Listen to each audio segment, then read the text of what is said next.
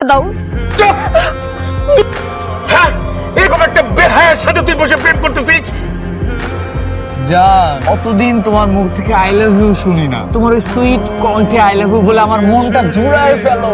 I love you শুনবা? হ্যাঁ, কিন্তু যদি বাবা শুনে ফেলে? থাক, একদিন তোমার হাত ধরি না, একদিন তোমার হাতটা ধরি। হাত ধরবা? যদি বাবা দেখে ফেলে? এত আব্বা আব্বা করো কেন? তুমি যেভাবে সারাদিন আব্বা আব্বা করো, আমার তো মনে হয় বাসর ঘরে তুমি তোমার আব্বার কথা বলে আমাকে ভয় দেখাবা। বন্ধু, আমার 3 মাস পরে প্রেম করে তিনবার লিটনের ফ্ল্যাটে চলে গেছে, আর আমার গার্লফ্রেন্ড এখনো বাবা থেকেই বেরোতে পারতেছে না। কি করবো বলো? আমি আমার আব্বাকে অনেক ভয় পাই। কবি বলেছেন, প্যার কিয়া তো ডালনা কিয়া, প্রেম করলে ভয় কিসের? ভয়কে দূর করো, তুমি আমার কাছে আসো, চলো আমরা প্রেমের সাগরে ভেসে চলে যাই। এই, এসব! কি হচ্ছে মানে?